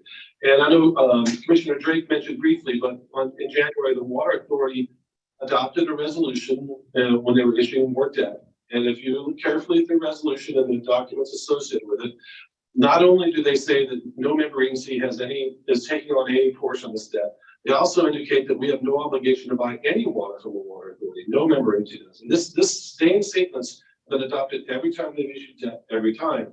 This is not me saying it, it's the Water Authority Board affirmatively stating that no member agency has any obligation. And so when you take state law, you take Water Authority policy, and then you compare that to the very arbitrary type of calculation that Dr. Hanneman did with his exit fee, which greatly exceeds the financial impact of the Water Authority. We think that exit fee that is proposed is just not going to be supportable, both in law and fact. Thank you.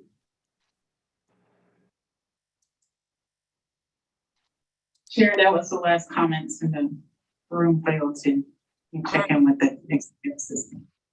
I see Jack Beebe's hands up. Is that a fake hand, Jack? It's a real hand if you're willing to listen to me for a couple. I wasn't going to talk, but I got sort of baited into it. So I just like to follow up quickly with what Tom said and some of the comments that came out from this too. I think we agree with some items in the report. One being the savings to our ratepayers, which is in there, which is about 7.7 million. The reliability, I agree with the way it's characterized by staff. So to remember, Fallbrook and Rainbow are a little different than the rest of Water Authority service area. And in the Hanneman report, he talks there's a very close connection between cost of water and reliability needs. And our demands are down to where they were in the 1950s. And what that means is our reliability needs are affected by the cost of water. So as our demands go down, cost of water and reliability have direct impacts. Our ability and our ratepayers' ability to pay for a certain cost of water is much less than other areas of San Diego, especially our agricultural community. So that factors in. And I think the idea that, Metropolitan through Eastern is unreliable for rural Fallbrook, if that is the case, Southern California is in a dire situation. So there may be benefits to desal for City of San Diego and others, but what you're seeing is in areas like Fallbrook, it really doesn't benefit us because we'll always be asked to conserve outdoor use. And so that cutback is always more drastic. Agriculture is shown they're willing to take lower reliability for lower cost because it's survival for them. So those are important facts to consider. And I think sometimes the Water Authority gets lost in the needs of different member agencies within their community. The other quick thing is, I think on the exit fee, what we would hope is there would be a discussion about what does the act say? What does the Water Authority Act say? So there is a clear savings to our ratepayers, 7.7 million. You've heard from a number of them explaining why that's so important for our community.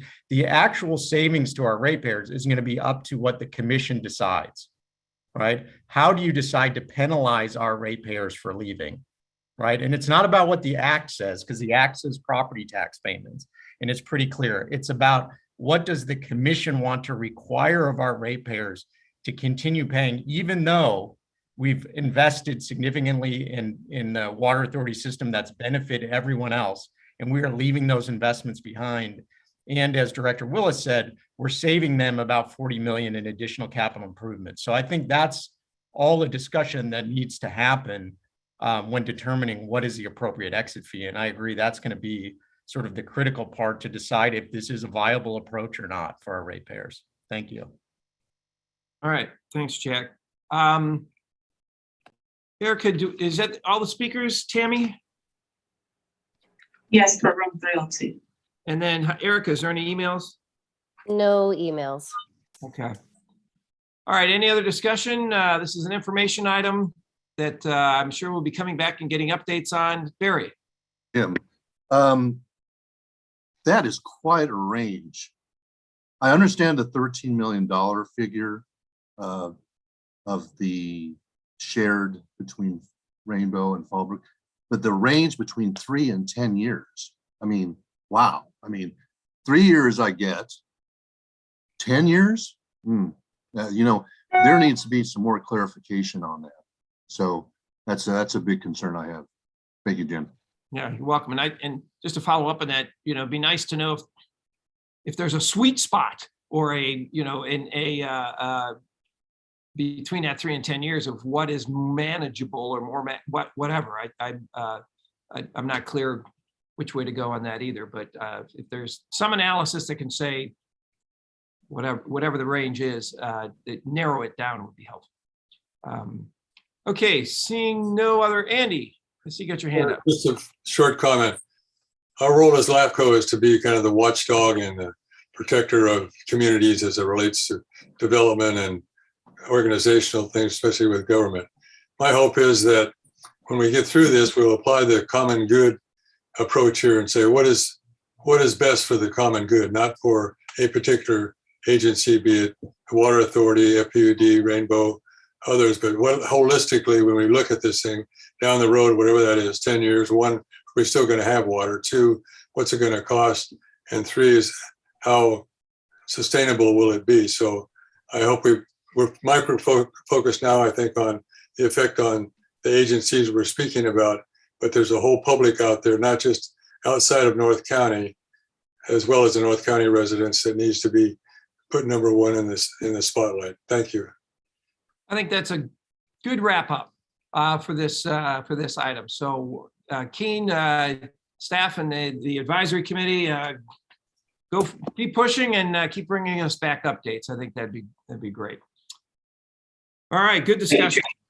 Thank you. Now we're going to go to back to item 6C. This is the draft work plan and budget for 2022-2023. Keen. Thank you, Chair. So before the commission, as part of this noticed public hearing, is the first of 2 definitive steps that we're asking the commission to take in game planning for the upcoming 22-23 fiscal year. This particular action today is actually twofold. We're asking that the commission approve a draft work plan to direct your resources over that 12-month period. And we're also asking that you approve a draft budget to fund those directed resources over that set period of time. Now, as we provide in the agenda report itself, staff brings to you these 2 items very much in the spirit of a status quo, albeit with a few targeted enhancements, in particular when we talk about the budget. But I think for the purposes of maybe just offering up some key highlights on both of these items, I'll start with the work plan, and if you go ahead and help my memory with the PowerPoint. There we go. All right, so commission, as you know, we have 30 projects listed in our work plan this year.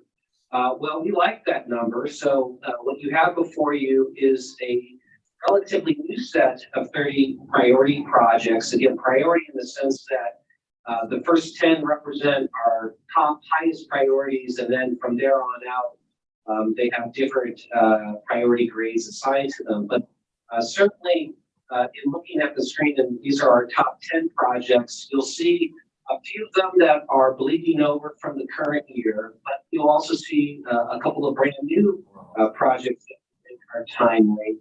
Overall, I would anticipate, based on this work plan, that our priorities would continue to be working on municipal service reviews along the state route 78 corridor. You see a few of those on the screen. We also have, I believe, the time we need to tackle a couple of policy reviews, one on municipal service reviews and how we prepare them here in San Diego and how the commission wants to prescribe.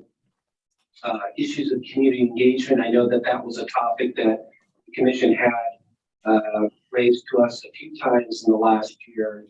And then also, certainly from staff's benefit, you know, we've been trying to work on some state legislation to address what we believe is a misstep in a omission in state law with respect to who decides exemptions in LAFCO law when it comes to whether cities and districts need to come and seek approval to provide services by contract outside their boundary.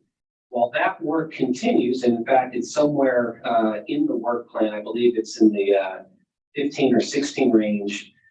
In discussing this with commissioners, it would make sense if we tackle at least our part in a local policy. So again, these are some highlights in the proposed work plan. And I would say about 50-50. 50% are being carried over from the current year. And then there are about 50 or about the other half are brand new projects. All of them, Commission, are detailed in line item form. If you take a look at Exhibit A to the draft resolution that we have for you. And then that brings us to, well, how are we going to fund these activities? Well, just as I had mentioned earlier, and we can go to the next slide. This too, the budget is very much a status quo in that we are taking our baseline operations and we are just simply adjusting them for the most part, into year 22, 23 numbers. So that means continuing to fund 8 full-time positions, continuing to maintain our existing professional service relationships, our office space down at 2550 Fifth Avenue. And then, of course, our contract for support services for the county. Now, in taking those baseline services and moving them into next year, we are looking at an approximate 4.1% increase in the total number or total expense number at LAFCO. That would mean, Commission, that we would be taking our baseline number of $1,941,000 this year and go up to about $2,021,000 next year. So a difference of about 80,000 or so. Now, what is that 80,000 bias? Well, for the most part, it's all non-labor accounts, in particular, replenishing some accounts that we've depleted over the last 2 years of bid in response to the pandemic. And make sure we're also looking at doing a little more funding in our consultant contracts just to help bridge us while we onboard some new employees. So that helps explain how we get to the 4.1% overall cost increase to the expenses. And if you go to the next slide, in terms of our revenue, as the commission is aware, we are fortunate in that state law stipulates that you set a budget expense number and then you are authorized to allocate that number among your funding agencies. For San Diego LAFCO, that means the county, the city of San Diego, the other 17 cities, and then about 50 or so independent special districts.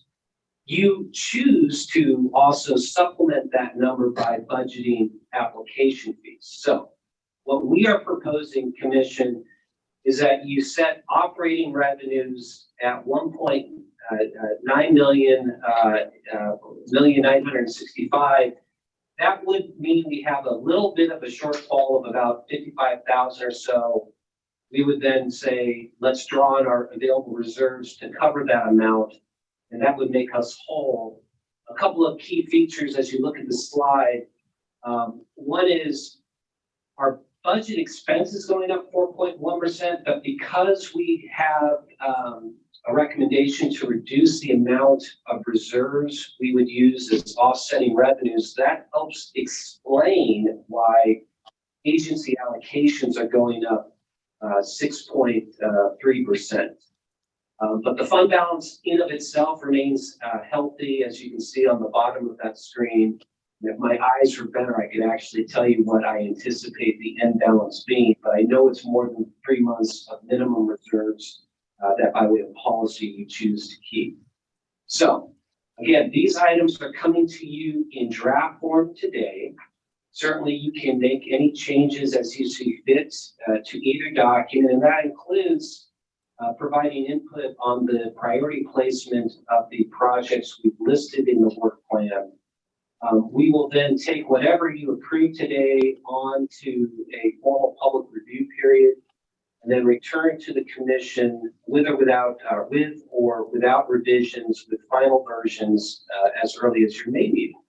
So with that, this is a noticed hearing, and happy to answer any questions, Chair Desmond. Thank you. Thanks, Keen. And thanks for running a lean, mean, tight ship. Any comments from any of the commissioners? Do we have any public speakers on this? Oh, I'm sorry. Somebody raised their hand? No. Do we have any? Yeah, this is Commissioner McKenzie. I have a couple comments. If you don't mind, like go through a couple of them here. And starting with, I think it's number 2. Thank you, team, for putting in the revisions for public input and the community engagement on MSRs. I think that was definitely needed. I go with the high priority, but then when you skip down to number 12, it indicates that we're going to sponsor or otherwise facilitate an amendment. And that would be from, this is the 2022-23, so that's going to be the last 6 months of this year, the first 6 months of next year. Knowing the fact that we were unable to move 56-133, which was a great priority, and get a sponsor, I don't have much hope being able to sponsor that bill, but to ask LAFCO to put that on their list of bills to sponsor, and that we would facilitate anything that needed to be done on that.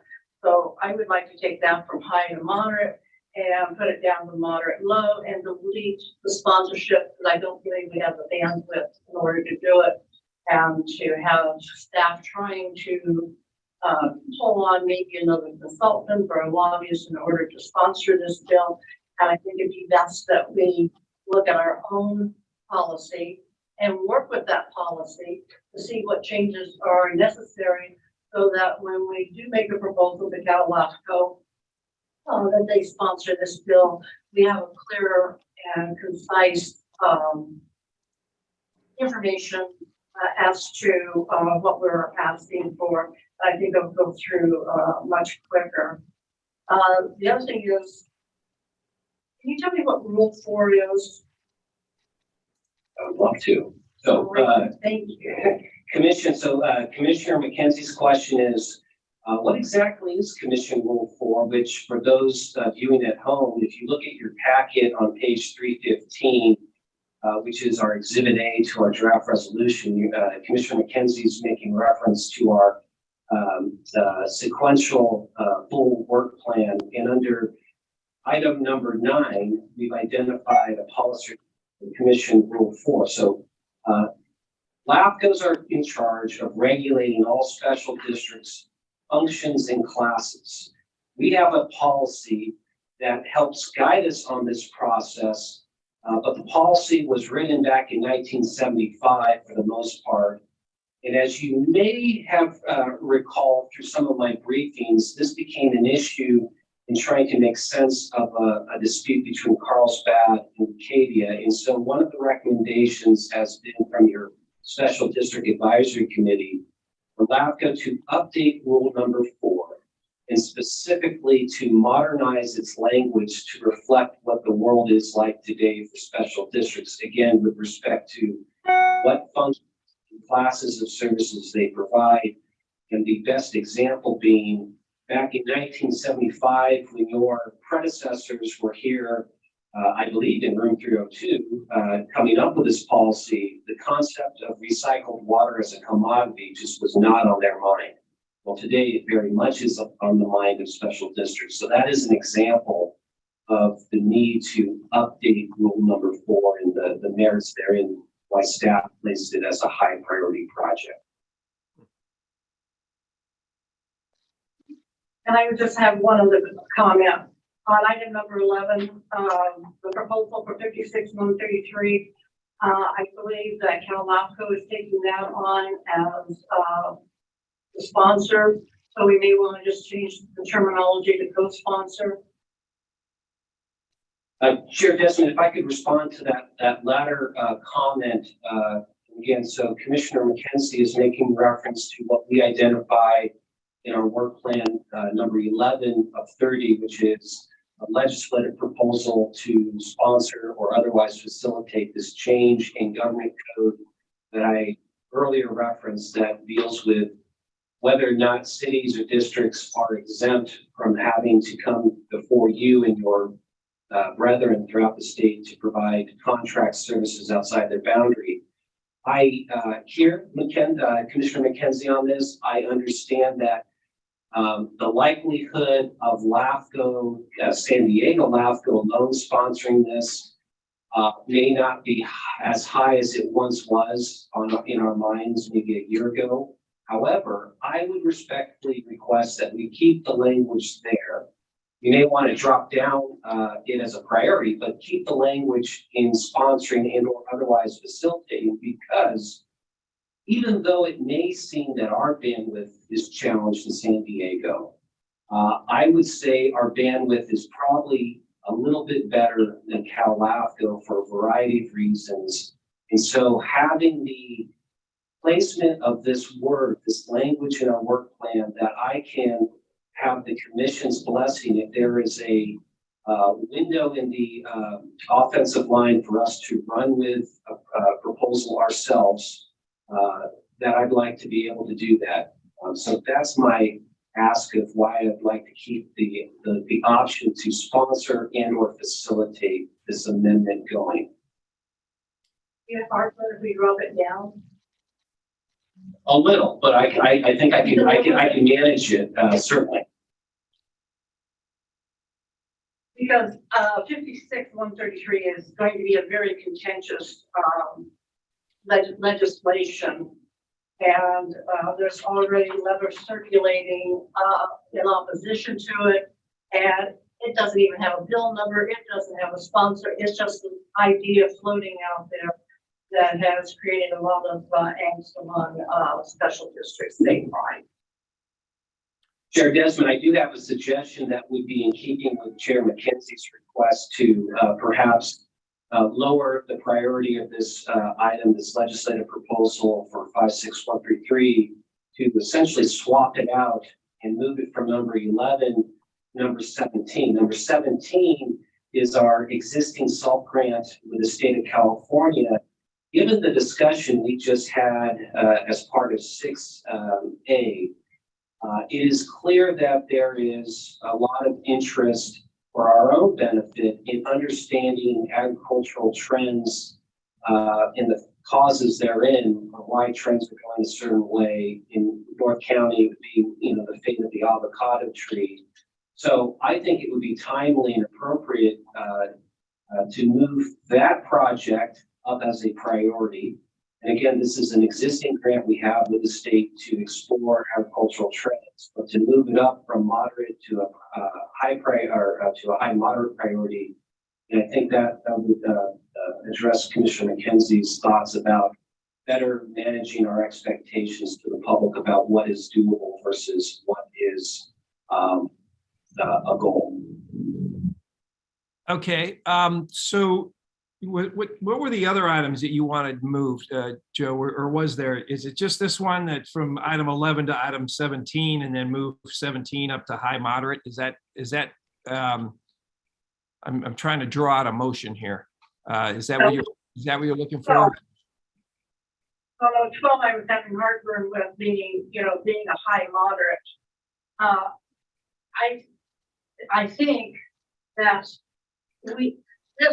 as I understand it, Gene, we are basically going to take and create a policy up under number 2 as to public input and community involvement with preparation of NSRs, which then directly relates back to 86 or 30, that I think it would behoove us, if we're going to sponsor, we're going to facilitate a bill to make these changes, that we work with our own policy for a number of MSRs so that we can ferret it out and refine it.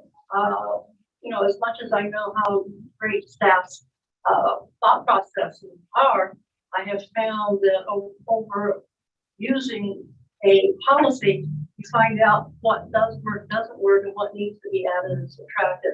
And I would rather have a clean, definitive process that we can take to legislation at a later time, after we've had some experience with our own policy. Keen, does that make sense? Well, it makes sense, and certainly I defer to the commission here, but just for the benefit of the distinction staff is making here, commission. So there are two things in play that Commissioner McKenzie is addressing. So I think we're all in agreement that the placement of a policy review on how we address community engagement in MSRs makes sense, and therefore the placement as a high priority project number 2 in our order of 30, I think makes sense. Now, where I differ with Commissioner McKenzie is the item listed as number 12, a high moderate project, which is the legislative remedy to the municipal service review with respect to community engagement, is focused in on something that we cannot address by way of local policy. And that is, there is no mechanism for me as your executive officer to ensure and to require that Rainbow or Bonita Fire Protection or even the County Water Authority respond in writing to determinations in an MSR. There's this breakdown in the statute. So that's what the legislative proposal is seeking to do, to require that there be some formal connection at the end of the process in which the subject agencies are responding to recommendations by LAFCO. In many cases, it becomes a moot point. If we say something provocative enough, the Rainbows of the world, the Fallbrooks of the world, they'll come and they'll address the commission. However, there are instances in our past where we have raised issues for our friends in East County and the Julian community that never made its way on their agendas. And we ended up having fragmented discussions that were never fully vetted by the public. So a long way to say, I would suggest keeping the language the same and the placement the same for number 12. But again, I defer to the full commission on their preference. Yeah. All right. Quite frankly, me personally, just get the job done. How you do it is what we hire you to do. And so I will tend to agree with you. And I know you've always done the best thing and the right thing for us, Keen. So I'm not that familiar enough with, moving those things around. I am okay, I guess, with moving item 11 to item 17 and then 17 up into the high moderate. I think that was one of the requests. So I'll go ahead with a motion that we move item 11 down to 17, 17 up to the high moderate for this item, and approve the balance of the draft work plan and budget. I'll put that out as a motion. I'll second. We have a second, okay, on that, okay. All right, well, we got some of the stuff in there, Joe, so that was good. Do we have any discussion or public comment? Chair, no public comments received. Emails? No emails received. Further discussion? Nope. Okay, how about Tammy, can do a roll call vote, please? Commissioner Desmond, Aye. Commissioner Vanderlyn, Yes. Commissioner Anderson, Aye. Commissioner Kate, Yes. Commissioner McNamara,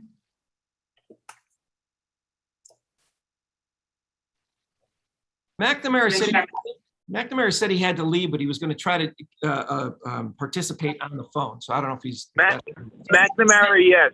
Can you hear me? Yes. Yes. Commissioner McKenzie? Yes. Commissioner Willis? Aye.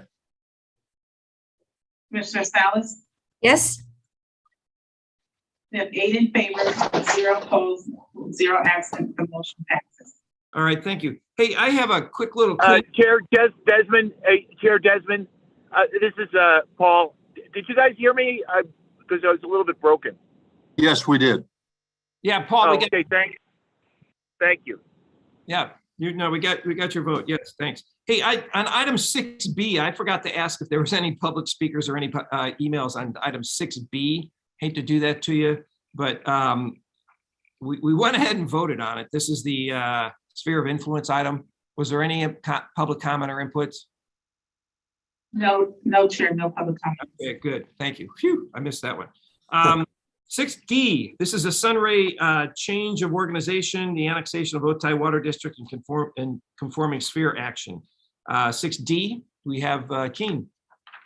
Thank you, Chair. Very quickly, if you could put the map up on the screen. Commission, you have a very modest boundary change request before you from a landowner who's seeking the annexation of a little less than an acre worth of property out in Valle de Oro.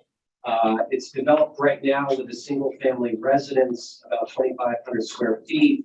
It's actually in the Helix Water District and receives potable water, but what it doesn't have is a connection to wastewater service. So in the course of exploring their options to build an accessory dwelling unit, one thing led to another, and they're before you today to annex into the Otay Water District specific to getting wastewater service so they can go ahead with their intensity improvement. Everything under LAFCO statute and policy checks out. That's what is detailed in the report. The reason this is a public hearing and not on your consent calendar is because it does require a concurrent amendment to the sphere of influence for Otay Water District. But we believe you certainly can make all the necessary findings or statement of determinations, and that is included in the draft resolution before you. So with that, I don't believe the applicant was going to be available to us, but this is a public hearing, and staff's recommendation is identified as alternative action 1. All right, do we have any staff discussion or questions? Do we have any public comment or emails? Chair, no public comments received. And no emails. Do we have a motion? I'll make a motion. We go through with alternative 1. All right, Harry. I'll second the motion. Sorry, I was too quick. All right, so motion by Willis, second by Desmond for our item 6D. We have a roll call vote, please. Commissioner Salas? Yes. Commissioner Willis? Aye. Commissioner McKenzie? Yes. Commissioner McNamara? Yes. Commissioner Kate? Absent. Commissioner Anderson? Aye. Commissioner Vanderlin? Yes. Commissioner Desmond? Yes. You have 7 in favor, 0 opposed, with 1 absent. The motion passes. All right, thank you. Moving back to the business calendar, 7A. This is proposed policy on ex parte communications. I think we did that at the beginning of this meeting, but I guess we need to formalize it. So we have a presentation on this. Yes, I'll be covering this. Holly Watley, Counsel for LAFCO. As you all know, for many months now, there has been an item at the outset of the agenda for disclosure of ex parte communications, and this item is simply just to reduce that to a written policy. And an ex parte communication generally, just as I talked about in the staff report, are those communications that take place outside of a public hearing that relate to the merits of that hearing. And here, the policy that we are urging the the commission consider and approve in writing is that ex parte communications between commissioners and any stakeholders for proposals that require a public hearing are permitted. But simply just require oral disclosure at the time that that item comes up. And so what you'll see if you approve this going forward is that the disclosure obligation will be moved from the beginning of the agenda. We'll have a little item for where that's called upon for disclosures for each of the public hearing items that are before you for that particular meeting. So the ex parte disclosure does not apply to anything that is not a public hearing item. So you don't have to disclose that. And the purpose really is just to encourage and increase transparency without being overly restrictive to the commissioners in terms of getting information relevant to making a decision. So again, the features of the policy are that it would apply only to public hearing items. We'll call for those when that item comes up, and the disclosure would include the date, the type of communication, the person or group, and just a very brief, generally, the topic of that conversation. And I'm available for any questions. Any questions or discussion? Well, you're saying instead of having an agenda item right similar to what we did this morning, you'll be disclosure as that item comes. That's right. We'll put that disclosure item for each public hearing item as it comes up. One of the reasons I suggest doing that is actually sometimes when it's at the beginning of the agenda, it's easy for people not to remember or not think about it. But if you tie it to the specific public hearing item, you get much, it makes much more sense in context to tie it under when it's up for consideration. Jim, I make a motion that we go with the recommendation. All right, so there's a motion. Is there a second? Okay, Vanderlaan. Second, Vanderlaan, thank you. Do we have any public comment? Well, this is so what, all right, the new chair. Do we, on business calendar, I guess we're still asking for public comment and public input. Is that correct, Holly? Yes. Okay, so do we have any public comment or input on this item? Here, no public comment. Okay, thanks, Tammy. I'm assuming no emails then either. Okay. We have a motion and a second. Can we have a roll call vote, please? Yes. Commissioner Vanderlaan, Yes. Commissioner Anderson, Aye. Commissioner Kate is absent. Commissioner McNamara, Aye. Commissioner McKenzie, Aye. Commissioner Willis, Yes, aye. Commissioner Salas is absent, so alternate Commissioner Becker, Yes, sorry, can get the mute. Commissioner Desmond. Aye. So we have 8 in favor, 0 opposed. The motion passes. Okay, thank you very much. 7B under our business calendar. Mr. Chair. Yes, go ahead. I just want to thank staff for bringing this forward. That piece of ex parte disclosure has been on the agenda for a while, and it wasn't until recently where people have contacted me and didn't know quite where we stood. So I appreciate this being put in a formalized policy. I'm wondering if there's going to be a form or something that we fill out, or do we just write something out ourselves? I think it's just a verbal, isn't it? Right before the each of the items. That's right. Okay, so no written stuff at all then. Correct. I mean, you're free to forward that, but the requirement is orally at the time of the hearing. Okay, thank you, Holly. Okay, well, then moving on to 7B. This is for the fee waiver proposal for fee waiver. This is for Ramona Municipal Water District to transfer Fire Protection District and emergency medical functions to San Diego County Fire Protection District. A nice request for fee waiver. So Keen, we got a presentation on this one? I'm going to ask Carol to give the presentation. All right, thank you. Good morning, commissioners. For the record, my name is Carol Arameman, and I'm an analyst here with San Diego LAFCO. As mentioned, I will be going over agenda item 7B with you today. Agenda item 7B is a request we received from the Ramona Municipal Water District to waive the fees associated with a proposal recently filed with LAFCO. The total monetary value of the fee waiver is estimated at $24,563. The assumption that an election is not required. It is possible, but not probable for reasons detailed in the agenda report. As for the associated proposal that you're being asked to waive fees for, it involves Ramona Municipal Water District's request to divest itself of fire protection and emergency medical service responsibilities and transfer these functions via annexation to the San Diego County Fire Protection District as the successor agency. Now, Ramona Municipal Water District's request for the full fee waiver is in response to a recently completed LAFCO municipal service review on the Ramona region, which included a recommendation that was separately adopted by the commission. As for the recommendation and the related resolution number, both are documented in the agenda report.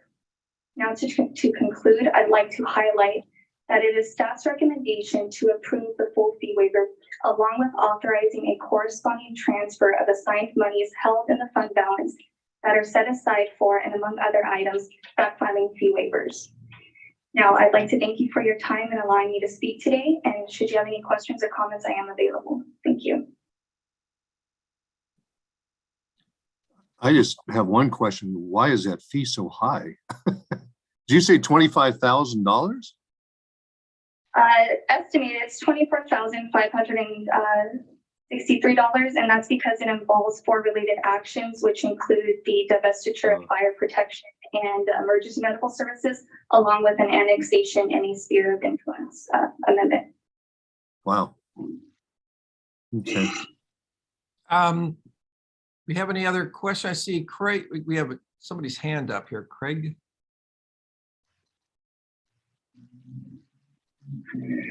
Thank you, Chair. So we do have some people, Craig being one of them. We also have some speakers in room 202 that want to address the commission on this item.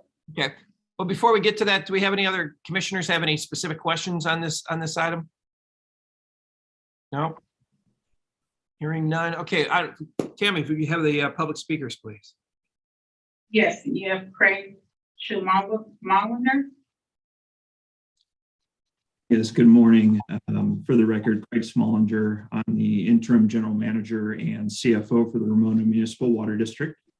So I want to thank you, Chair Desmond, commissioners, and LAFCO staff for considering Ramona Municipal Water District's fee waiver request today through agenda item 7B. We certainly appreciate the hard work of the commission and notably of staff in working with us to complete the 5-year MSR that was completed in summer of 2021. As Caroline mentioned, recommendation number 6 in that 5-year MSR included a recommendation to have the Ramona Water District voluntarily consider consolidation of fire protection and EMS services with the San Diego County Fire Protection District. So in reviewing that recommendation and working in lockstep with the San Diego County Fire Protection District, we have submitted preliminary application materials to your commission for consideration of moving that recommendation forward. As included in the formal written request for fee appeal, we believe that this appeal fits neatly within LAFCO's policies for waiving fees related directly to pursuing LAFCO recommendations included in those MSRs, and is consistent with previous actions of the LAFCO Commission in granting those waivers, notably for previous fire divestiture and concurrent annexation proposals as well. So with that, thank you again, and I'm available if there's any questions of Ramona staff. Thank you. All right, Craig, 25 grand. Well, you're welcome. Jim, are there any further? If there's no further comments, I make a motion, we go with the recommendation. Well, do we have any other speakers? Yes, Jeff Collins. Oh, Jeff.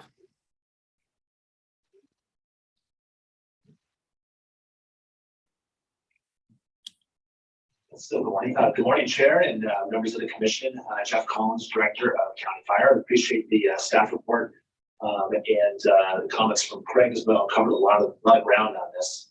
I just wanted to stress, obviously, this is consistent with previous actions by LAFCO. And it's certainly consistent with the recommendations in the municipal service review. I know I look forward to when this comes back to LAFCO, so we can talk about the merits of the proposal. But County Fire certainly supports the fee waiver request, and I think it'd be helpful to move this project along.